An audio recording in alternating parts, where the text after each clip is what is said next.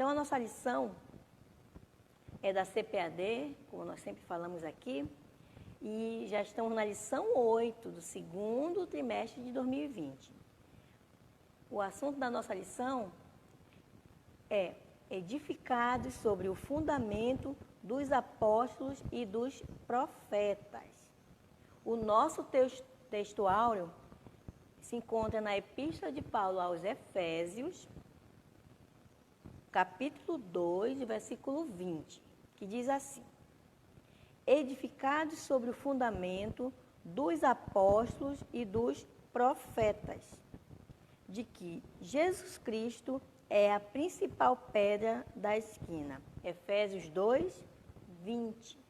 A nossa verdade prática diz assim: Jesus Cristo é a pedra basilar da igreja, que está edificada por meio dos ensinamentos dos apóstolos e do testemunho dos profetas. Essa pedra basilar, que está falando aqui na verdade prática, é a mesma pedra angular, é a mesma pedra de esquina, que serve como base, que é fundamental. Então, Jesus é a pedra basilar, é a pedra principal, é a pedra angular. Amém? Então, para começarmos, o que é uma pedra angular? Ou pedra de esquina, em que há essa comparação com Jesus. É uma pedra fundamental utilizada nas antigas construções, caracterizada por ser a primeira a ser assentada na esquina do edifício, formando um ângulo reto entre duas paredes. Ela fica bem na esquina. A partir dessa pedra, que fica na esquina, eram definidas as colocações das outras paredes, alinhando toda a construção. Então, a pedra de esquina era uma pedra que era colocada bem na esquina, e ela era o fundamento, ela era a base de toda a construção. Amém? Por isso que Jesus é comparado à pedra de esquina. Nosso objetivo geral é ensinar que Cristo é a base da igreja e estamos alicerçados na doutrina dos apóstolos e no testemunho dos profetas. Amém?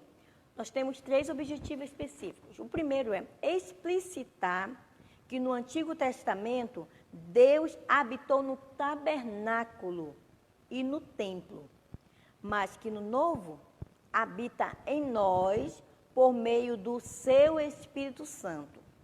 Segundo objetivo específico, apresentar o fundamento da igreja como a doutrina dos apóstolos e testemunho dos profetas. Terceiro objetivo, refletir que somos templo do Espírito Santo e devemos viver em santidade. Então, vamos alcançar esses 3 objetivos com a ajuda especial do professor Espírito Santo. Amém? Então, vamos lá para a nossa introdução. Por meio da reconciliação, efetivada na cruz, Cristo formou a igreja, que está lá no versículo 2 de Efésios, capítulo 3 ao 19. Isso aqui nós vimos na lição passada, amém? Sobre os 2 povos, judeus e gentios, que Jesus, através do sacrifício na cruz do Calvário, fez somente um povo, que é a igreja, o corpo de Cristo. A pedra angular dessa edificação é Cristo, e o fundamento é a doutrina dos apóstolos e o testemunho dos profetas. Assim, há o propósito divino de que sejamos o templo santo do Senhor, a morada do Altíssimo, que está lá no versículo 22 de Efésios, capítulo 2. Nesta lição, estudaremos cada um desses aspectos. Vamos estudar a doutrina dos apóstolos, vamos estudar o fundamento e essa pedra, que é a base, que é o fundamento da igreja. Primeiro tópico, um edifício espiritual. Primeiro subtópico, o santuário judeu. O templo em Jerusalém era o símbolo do exclusivismo de Israel, como povo de Deus. Isso você pode verificar lá em 1 Reis, capítulo 8, versículo 16 ao 20. A proibição dos estrangeiros acessarem o templo era um motivo de inimizade entre judeus e gentios, que está lá no versículo 14 de Efésios. Ao reconciliar ambos os povos, Cristo aboliu as leis cerimoniais, desfez a inimizade entre eles e formou uma nova humanidade, a igreja. Assim, o templo judaico perde sua relevância e um novo conceito de santuário é apresentado. Então, como nós estudamos na lição passada, com o sacrifício de Jesus na cruz do Calvário, os povos que tinham inimizade, que eram os gentios e os judeus, ele formou apenas um povo, que é a igreja que ele vem buscar, a igreja pura, sem mácula. Então, o santuário judeu, o templo, o tabernáculo, era um dos motivos de inimizade entre judeus e gentios. Então, com a morte de Jesus, com o sacrifício de Jesus na cruz do Calvário, até isso foi aniquilado. Porque agora o templo não é mais um tabernáculo, o templo não é mais essas paredes. O templo que o apóstolo Paulo vai falar aqui, sou eu e é você. Nós somos o templo do Senhor, o templo do Espírito Santo, amém? Então vamos para o nosso segundo subtópico, o santuário cristão. Os que pertencem a Cristo são comparados a um edifício onde Deus habita em espírito. O ensino apostólico lembra Salomão, quando este reconheceu que o templo em Jerusalém não poderia conter a Deus. Isso você pode consultar lá em 1 Reis, capítulo 8, versículo 27. E reafirma a instrução de Estevão em que o Altíssimo não habita em templos feitos por mãos de homens. Que está lá em Atos, capítulo 7, versículo 48, que diz: Deus não habita em templos feitos por mãos de homens. Isso está lá em Atos, amém? Desse modo, os crentes, judeus ou gentios, que é a igreja, tornaram-se o templo onde o Espírito de Deus habita. Está lá em 1 Coríntios, capítulo 3, versículo 16, que diz assim: Não sabeis vós que sois o templo de Deus e que o Espírito de Deus habita em vós? Isso o apóstolo Paulo falando aos coríntios, em que eles são pedras vivas em um edifício espiritual, que está lá em 1 Pedro, capítulo 2, versículo 5. Amém? Então, o nosso ponto central aqui é Jesus Cristo é a pedra basilar da igreja, é a pedra angular, é a pedra fundamental, é a base da igreja, aleluia. Então, vamos para o nosso terceiro subtópico, que diz a pedra angular. Na arquitetura antiga, a construção de um edifício requeria uma pedra angular, uma base. Ela é traduzida como a pedra mais importante ou pedra principal. Ela era posta no canto do prédio, como eu falei antes, para sustentar o alicerce, firmar e unir toda a estrutura e manter as paredes em linha certa. Para que se tenha uma ideia dessa dimensão, em uma das escavações no local do templo em Jerusalém, foi encontrado um monólito com cerca de 12 metros de comprimento. Esse monólito é um monumento construído por uma única pedra maciça, um bloco de pedra. Então, foi encontrado, né, eles escavando ali, foi encontrado esse monólito, que tinha mais ou menos 12 metros de comprimento. Quer dizer, então, a pedra angular, nas antigas construções, eles utilizavam para firmar, era um fundamento que ficava bem na esquina, ligando uma parede e a outra parede, que dava uma base, que dava uma sustentação. Por isso que Jesus, ele é comparado a essa pedra angular, essa pedra principal, a pedra de esquina. Amém? Então, vamos para o nosso quarto subtópico, que diz assim: Cristo, a pedra principal. Nós já vimos o que é uma pedra angular, no sentido realmente literal, e nós vimos por que Cristo é comparado a essa pedra.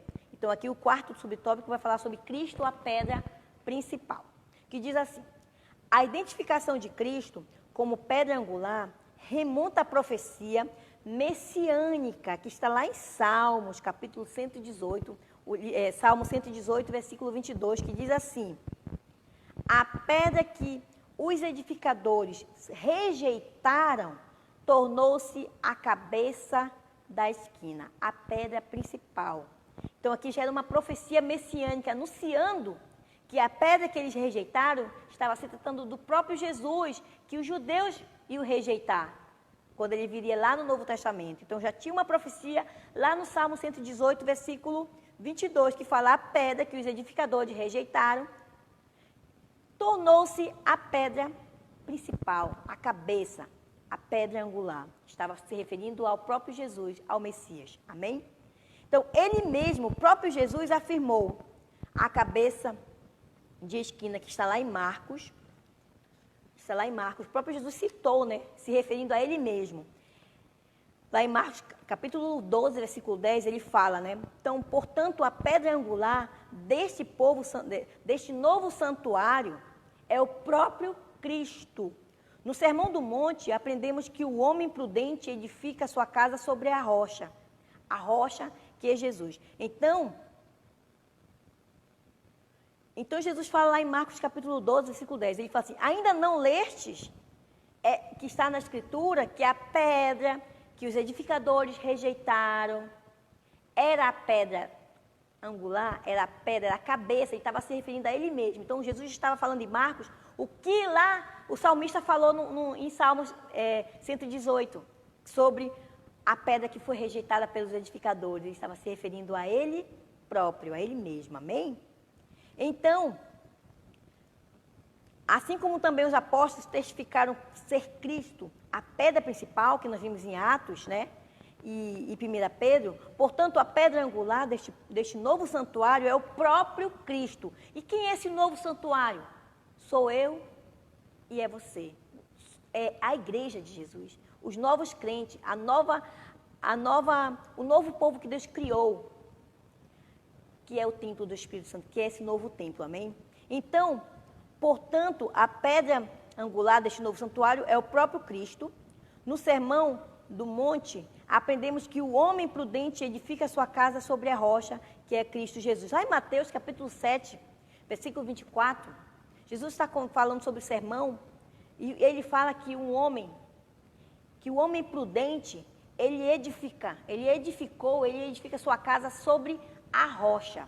Que pode vir os ventos, pode vir a tempestade, o vendaval vem, essa casa, ela não é abalada, a sua estrutura, porque ela foi edificada sobre a rocha. Ele está se referindo que essa rocha é o próprio Jesus, é Ele mesmo. Então, quando nós edificamos a nossa vida sobre a rocha que é Jesus, pode vir as tribulações, pode vir as lutas, as aflições, as enfermidades, as turbulências da vida, mas a nossa estrutura não será abalada.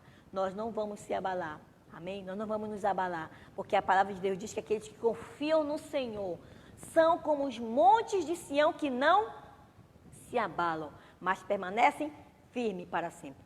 E ele dá também o exemplo do homem tolo, o homem insensato, que ele edifica a casa na areia. Que quando vem a tempestade, quando vem os vendavais da vida, aquela casa, aquela estrutura, ela é o quê? Derrubada. Ela não tem alicerce firme na rocha, porque ela foi edificada na areia. Então, ele dá exemplo do homem prudente, que edifica a casa sobre a rocha, e do homem insensato, o homem tolo, que edifica a casa sobre a areia. Então, nós, templos do Espírito Santo, nós temos que alicerçar nossa vida, nossa casa, sobre essa rocha eterna, que é o próprio Jesus. Amém? Louvado seja o nome do Senhor. Então, a síntese do tópico 1 diz assim: em Cristo, um novo conceito de santuário é construído em Cristo, que é a nossa pedra de esquina, nossa pedra angular, a nossa pedra principal. Os crentes são comparados a um edifício espiritual. A minha vida, a sua vida, nós somos comparados a um edifício espiritual, onde Cristo é a pedra principal. Então, a nossa vida, ela é um edifício espiritual que está edificado, que está construída na rocha, na pedra principal que é o Cristo, que é Jesus Cristo. Amém? Glória a Deus. Então, nós vamos para o nosso segundo tópico que diz assim, o fundamento, nós vimos a pedra, o conceito de pedra angular, e quem é essa pedra angular? Então, se você não sabia qual era essa pedra de esquina que os edificadores rejeitaram, você já sabe hoje que essa pedra de esquina, que essa pedra principal, que essa pedra angular é Jesus. Louvado seja o nome do Senhor, é Jesus. A qual a minha vida e a sua vida tem que estar alicerçada, tem que estar edificada sobre essa pedra, sobre a rocha que é Jesus. Então, vamos para o nosso segundo tópico que diz assim, o fundamento apostólico, o fundamento apóstolos e profetas, ok? Então, vamos lá para o primeiro subtópico, que diz o conceito de apóstolos. Vamos ver o que é qual é esse conceito de apóstolo. O termo grego apóstolos é usado para a palavra enviado ou mensageiro. Então, o conceito de apóstolo, que vem do grego, significa o quê? Enviado ou mensageiro. O apostolado é centrado na natureza da missão de Cristo, que foi enviado para ser o Salvador do mundo. Isso você vai encontrar lá em Hebreus, capítulo 3, verso 1, e em 1 João, capítulo 4, versículo 14. Nos evangelhos Mateus, Marcos e Lucas, usam o termo quando se referem aos 12 escolhidos por Jesus. Então, lá nos evangelhos, quando ele usa esse termo apóstolo, estão se referindo aos apóstolos que foram escolhidos por Jesus, amém? Eles foram testemunhas oculares do ministério, morte e ressurreição de nosso Senhor. Então, os apóstolos eles foram testemunhas de tudo que aconteceu com Jesus. Eles viram tudo, viram o ministério de Jesus sendo estabelecido na terra, eles viram a morte de Jesus e a ressurreição e a ascensão de Jesus. Então, eles são testemunhas oculares de todos os feitos de Jesus. Aleluia. Glória a Deus. Então, assim Paulo também foi chamado pelo próprio Senhor Jesus para ser apóstolo, que você vai ver isso lá em Romanos capítulo 1, verso 1, e em 1 Coríntios capítulo 15, versículo 8 a 9. Aos apóstolos foi confiado o ministério da palavra, com o compromisso de instruírem a igreja. Nesse aspecto, os apóstolos são aqueles que foram comissionados por Cristo para a igreja primitiva e a mensagem de Cristo, o fundamento. Então, esse fundamento é a palavra, é a mensagem de Jesus, é o evangelho de Jesus. Esse fundamento que aqui está se referindo, amém? Que está falando o fundamento, apóstolos e profetas. Então, a palavra, as escrituras é o fundamento. Então, vamos para o nosso segundo subtópico, que diz a doutrina dos apóstolos. Embora não se possa desassociar das pessoas o ofício que ocupavam, o que constitui o fundamento da igreja não são os apóstolos em si, que nós já vimos aqui. Mas o que é o fundamento? É a doutrina que eles ensinavam. Então, os apóstolos não são fundamento, como muitas religiões às vezes falam, que são os apóstolos que são o fundamento. Aqui o fundamento não são os apóstolos. O fundamento aqui é a palavra. Aleluia. É a palavra. Então, o fundamento da igreja não são os apóstolos em si, mas a doutrina que eles ensinavam, ou seja, as escrituras, que está lá em Atos, capítulo 2, versículo 42, e em 2 Timóteo, capítulo 3, versículo 16. Os apóstolos receberam a doutrina diretamente de Cristo. Amém? Assim como não se pode mexer na pedra angular, depois de colocado o alicerce, igualmente, o fundamento da igreja não pode ser violado. Acerca disso, o Senhor Jesus asseverou, lá em Lucas capítulo 21, versículo 33, diz assim, Jesus fala, passará o céu e a terra, mas as minhas palavras não hão de passar. Ele está falando do fundamento, que é a própria palavra de Jesus. Então, o fundamento não pode ser violado. A palavra do Senhor, ela não pode ser anulada, ser violada de nenhuma forma. Amém? Então, esse fundamento que é a palavra, que é a escritura, ela não pode ser violada, a palavra de Deus não pode ser violada, né? Então aqui, Jesus já estava falando no seu evangelho lá de Lucas. Então a Bíblia de Estudo Pentecostal ratifica, ela confirma que a revelação dos apóstolos, conforme temos no Novo Testamento, nunca poderá ser substituída ou anulada por revelação. Então, por nenhum testemunho ou profecia posterior. Tudo que havia de ser revelado está aqui, ó, nas Escrituras. Essa palavra, ela não pode ser violada. Nada pode ser tirado, nem colocado. Então, você pode dizer, mas a revelação substitui a palavra de Deus? A revelação não substitui a palavra de Deus. Profecia nenhuma substitui a palavra de Deus, amém? Então, nós vimos aqui que a palavra de Deus, ela não pode passar. Jesus mesmo falou que passará o céu, passará a terra, mas as minhas palavras, ou seja, a palavra dele, não hão de passar. Louvado seja o nome do Senhor. Então, por isso que a palavra de Deus, ela é nossa regra de fé. Se você é um servo de Deus, se você é um cristão, você tem como a palavra, a sua regra de fé. A sua vida, ela é regida por essa bússola que é a palavra de Deus. Amém? Estamos entendidos? Louvado seja o nome do Senhor. Então, nós vamos para o terceiro subtópico, que diz o testemunho dos profetas. A palavra grega profetes significa proclamador e intérprete da revelação divina. A ordem da frase em Efésios 2, 20, que diz assim, apóstolos e profetas, indica tratar dos profetas da igreja e não os do Antigo Testamento. Mais adiante, Paulo assegura que a compreensão do mistério que no passado estivera oculto, de que os gentios tinham igual posição no corpo de Cristo e eram participantes da promessa, foi revelado pelo Espírito aos profetas no Novo Testamento. Amém? Assim, os profetas neotestamentários que falaram inspirado pelo Espírito Santo, que está lá em 2 Pedro, capítulo 1, versículo 21, perfazem o alicerce da igreja de Cristo, ok? Que ele fala assim, mas os homens santos de Deus falaram inspirado pelo Espírito Santo. O apóstolo Pedro já citava, já se referia aos homens santos, os profetas neotestamentários, amém? Glória a Deus. Então, a nossa síntese do tópico 2 diz assim, a igreja está edificada sobre a pedra angular, que é o próprio Cristo.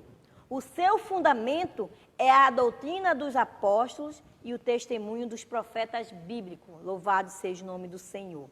Então, essa é a nossa síntese do tópico 2.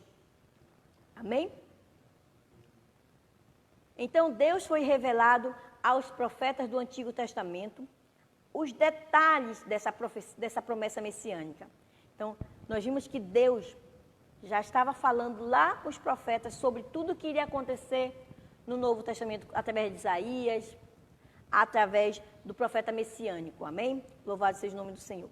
Então, vamos para o nosso terceiro e último tópico, que diz assim, edificados para a morada de Deus. Amém? Edifício bem ajustado, primeiro subtópico, diz assim, a expressão todo edifício, que está lá em Efésios capítulo 2, versículo 21, que diz assim, no qual todo edifício bem ajustado cresce para o templo santo no Senhor. Esse edifício, essa palavra, edifício bem ajustado, indica um processo contínuo de desenvolvimento dos crentes. Então, nós, crentes, nós servos do Senhor, nós estamos em crescimento contínuo, estamos sendo bem ajustados.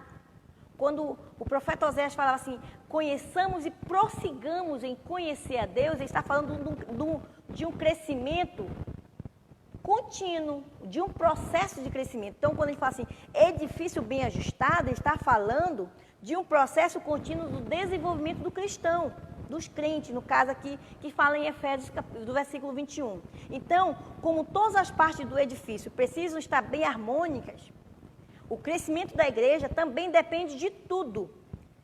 Ser bem ajustado a Cristo. Então, nós devemos estar bem ajustado, bem ligado, totalmente ligado, como diz aquele louvor. bem ajustado, nós somos o corpo de Cristo. Então, nessa caminhada, o salvo comporta-se como filho obediente e passa a evidenciar o fruto do Espírito Santo, que está lá em Gálatas, capítulo 5, verso 22. O desenvolvimento prossegue até alcançar a medida completa de Cristo, que está em Efésios, capítulo 4, a estatura de varão perfeito. Pois todo crente bem ajustado torna-se templo santo no Senhor, que está lá em Efésios, que eu acabei de ler, no versículo 21 do capítulo 2. Amém? Então, o nosso segundo subtópico diz templo santo no Senhor. Quem é esse templo santo no Senhor? Os crentes, nós, cristãos. A palavra aqui usada para templo é o vocábulo naon, que designa o recinto interior, o lugar santíssimo, ou seja, o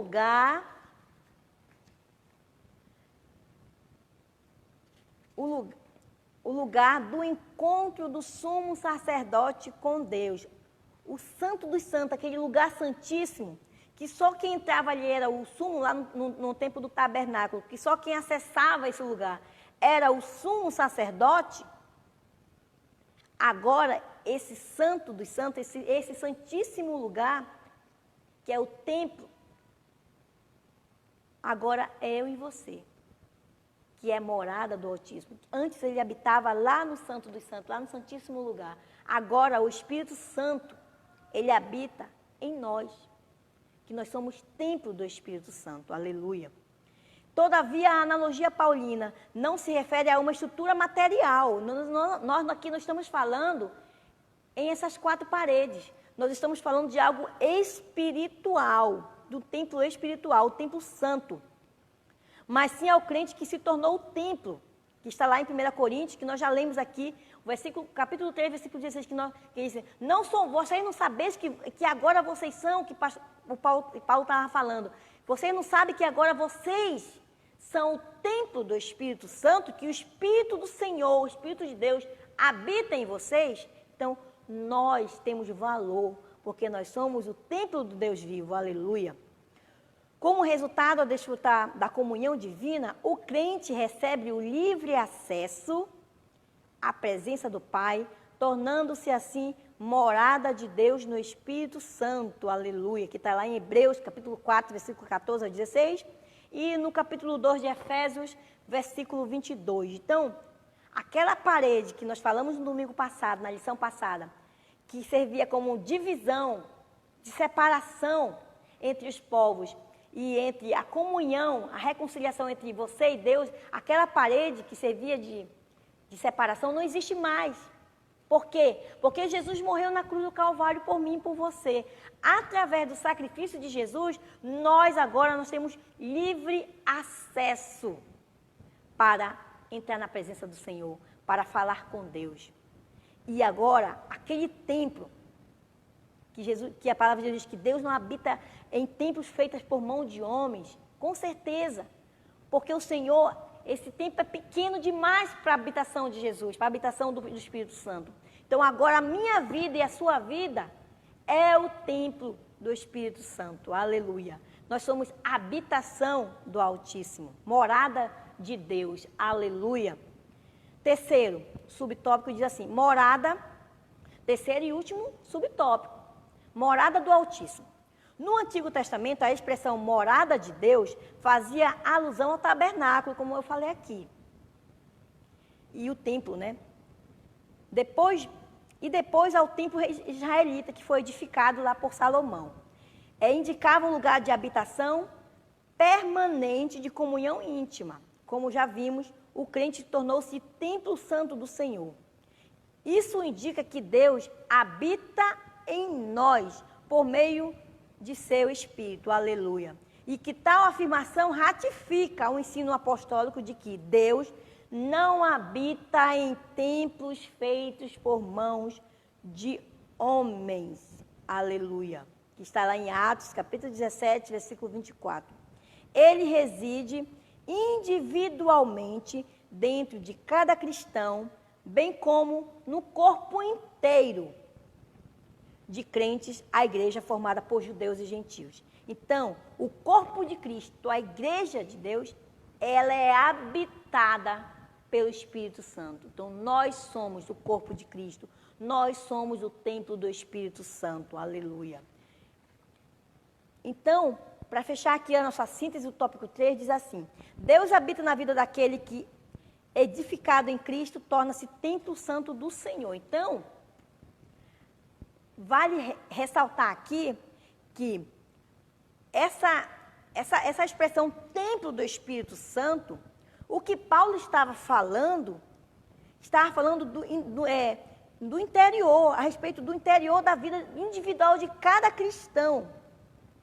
Então, a minha vida dominada pelo Espírito Santo, eu me torno um templo. Então, não é qualquer um que pode ser templo do Espírito Santo. Para que nós sejamos o templo do Espírito Santo, nós temos que ter uma vida totalmente dominada por quem? Pelo próprio Espírito Santo. Porque se eu sou a habitação do Espírito Santo, a minha vida, ela tem que ser uma vida santa, amém? Você concorda comigo? A minha vida tem que ser uma vida exemplar. Aí você pode dizer assim, mas não tem ninguém perfeito realmente. Não existe ninguém perfeito, nós estamos em processo de santificação. Amém? Nós somos santos, mas nós não somos perfeitos. Ninguém é perfeito, o único perfeito aqui é o Senhor Jesus. Então, para nós sermos esse templo do Deus vivo, nós temos que ter uma vida alicerçada na palavra, alicerçada na principal pedra de esquina que é Jesus. Nós temos que ter uma vida totalmente dominada pelo Espírito Santo de Deus, para Ele poder habitar em mim e você, amém? Então, eu fiz essa ressalva para você entender que não é qualquer pessoa que é templo. Você é templo, não. Quando o cristão, quando a pessoa aceita Jesus como seu único e suficiente Senhor e Salvador da sua vida, ali ele passa a ser a habitação do Espírito Santo. Você passa a ter um livre acesso com Deus. Não precisa mais você ir ao sumo sacerdote, não precisa mais você ir ao padre, ao pastor, se confessar e falar, ter aquela intermediação para chegar a Deus. Por quê? Jesus, através do sacrifício na cruz do Calvário, Ele me deu esse direito, Ele deu esse direito a você de ter esse livre acesso, aleluia, coisa maravilhosa. Então, aquela barreira que existia, não existe mais. E para que eu seja templo do Espírito Santo, eu preciso aceitá-lo, a crer no Senhor Jesus. E eu estou em processo de quê? De santificação. Eu não sou perfeita, você não é perfeito, mas nós estamos em crescimento espiritual. Nós estamos ali em um processo contínuo de santificação. Aí eu sou morada do Espírito Santo, aleluia, louvado seja o nome do Senhor. Amém? Então vamos para a nossa conclusão. Vamos para a nossa conclusão. Se você tem alguma pergunta aqui, você pode perguntar, amém? Aqui, qualquer dúvida, se tiver alguma dúvida aí, pode perguntar. Mas eu acredito que essa lição, o Espírito Santo de Deus, ele nos ajudou aqui a entendermos que está muito claro, de maneira mais clara e objetiva possível. Por quê? O principal professor está aqui. Eu sou um instrumento e ele que está dando aula nessa manhã, que é o Espírito Santo de Deus, amém? Então, a nossa conclusão diz assim: a comparação da igreja com o edifício em construção indica que estamos em processo de aperfeiçoamento, certo? Como eu falei, nós estamos em processo de aperfeiçoamento, porque nós não somos perfeitos. Nós estamos em processo, até que todos cheguemos à unidade da fé. A pedra angular, que é o próprio Cristo, não pode ser substituída. A doutrina dos apóstolos e o testemunho dos profetas não podem ser revogados. Ou seja, a palavra de Deus, as escrituras, não pode ser revogada, não pode ser extinta, não pode ser anulada. Amém? E nem a pedra angular pode ser substituída, que é o próprio Jesus. Então, a nossa vida tem que estar alicerçada. Nós somos um edifício espiritual. E para esse edifício crescer sem nenhuma rachadura, devemos ser alicerçados em quê?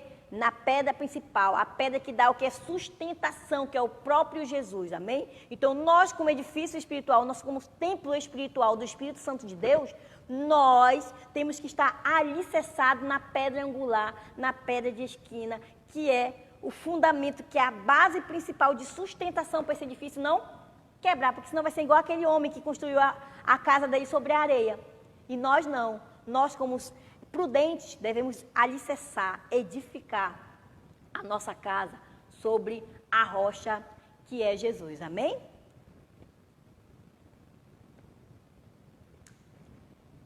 Vou falar aqui alguns irmãos que estão conosco, vocês me ajudem aí. Aqui nós temos o irmão Jósimo. Pai, Senhor, irmão Jósimo, seja bem-vindo aqui. Muito obrigado por essa companhia.